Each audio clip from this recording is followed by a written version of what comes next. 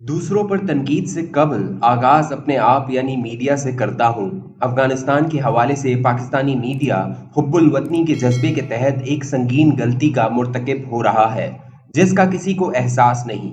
मजमूई तौर पर देखा जाए तो पाकिस्तानी मीडिया अपनी रियासत की रहनुमाई कर रहा है और ना तालिबान की, लेकिन एक जश्न का सा समा बन गया है।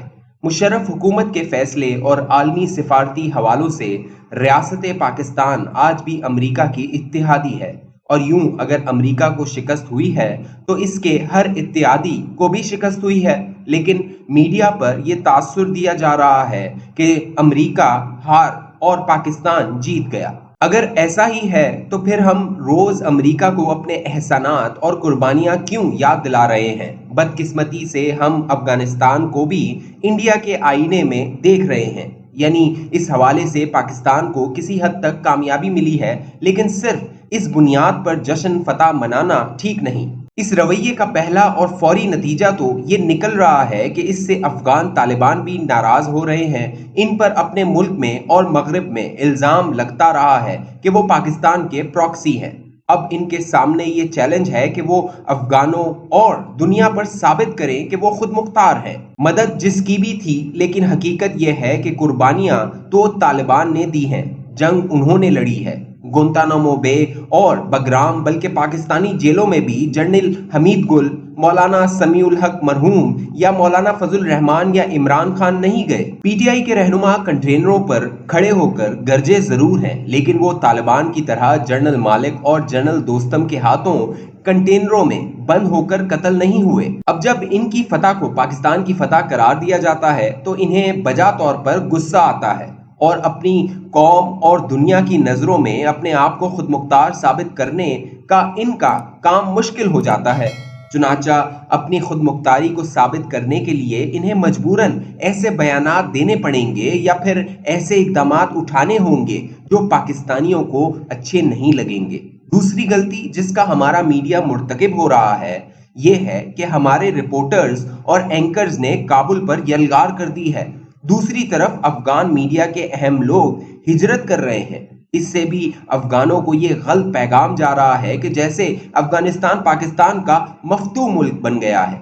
एक और मसला ये दरपेश है कि तालिबान अभी अपना कंट्रोल संभालने में लगे हुए हैं और इधर पाकिस्तानी रिपोर्टर्स इनके सामने माइक लिए खड़े हैं। इन रिपोर्टर्स को तालिबान का जो भी बंदा हाथ आ जाए तो इससे अमूमन दो ही सवाल पूछते हैं, एक टीटीपी के बारे में और दूसरा इंडिया के बारे में। इन दोनों सवालों से वो बहुत चिढ़ते हैं।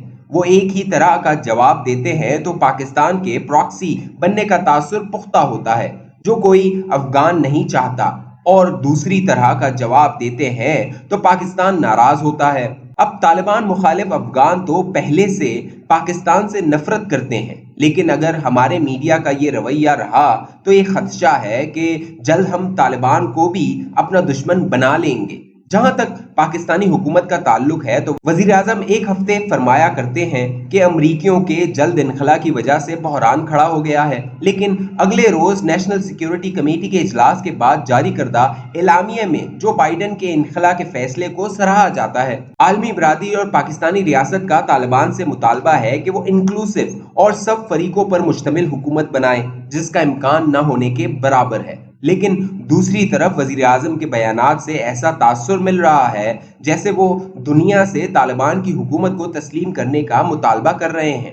एक वजीर कुछ कहता है तो दूसरा वजीर कुछ कहता है। वजीर मुशीर बगले बजाकर ये तासुर दे रहे हैं कि तालिबान की फतह पाकिस्तान की फतह और अमरीका या इंडिया की शिकस्त है। वो समझ रहे हैं कि इस तरह वो तालिबान को खुश कर रहे हैं, लेकिन ये रवैया तालिबान को जहर लगता है। जो कमी रह जाती है वो हमारी मजहबी जमातें पूरा कर रही हैं। जैसे ये जंग तालिबान ने नहीं बल्कि उन्होंने लड़ी है।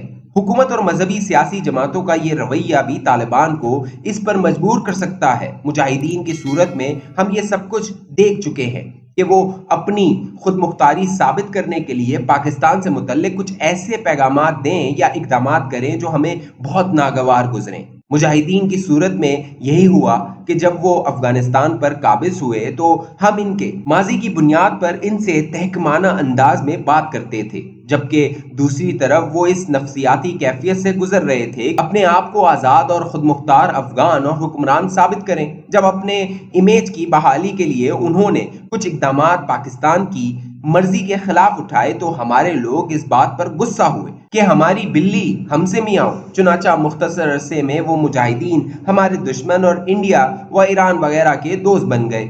यही कुछ हामिद करजई वगैरह के मामले में हुआ। तुर्की में सह फरीकी मीटिंग में परवेज मुशर्रफ ने हामिद करजई के साथ तुर्क सदर की मौजूदगी में तल्ख गुफ्तगू की थी, जिसका जवाब फिर हामिद करजई ने भी इसी अंदाज में दिया था।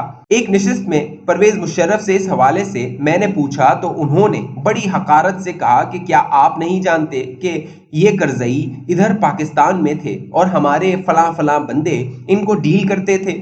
मैंने जवाबन अर्ज किया कि जनाब, इस तरह तो आप भी किसी जमाने में कप्तान थे। अब हामिद करजई अफगानिस्तान के सदर हैं, तो आप इनको अपना जेर दस्त क्यों समझते हैं? हमें यह बात मद्देनजर रखनी चाहिए कि अब तालिबान हुक्मरान बन गए हैं। अब अगर हम इनसे माजी की बुनियाद पर तहकमाना अंदाज में बात करेंगे तो वो बहुत जल्द इन्हें अपना दुश्मन बना लेंगे। अब हमें इनको इनके हाल पर छोड़ देना चाहिए कि वो जैसा चाहें अपना निज़ाम बनाएं। हमारे जो खदशात और तहफ़्फ़ुज़ात हैं वो इनके सामने इस तरीके से रखना चाहिए जिस तरह किसी भी दोस्त पड़ोसी मुल्क के हुक्काम के सामने रखे जाते हैं। हाँ, अलबत्ता इनकी हुकूमत को तस्लीम करने के हवाले से किसी उज़लत का मुज़ाहरा करने के बजाय हमें कोई भी फैसला चीन, रूस और ईरान वगैरह के साथ मिलकर करना चाहिए।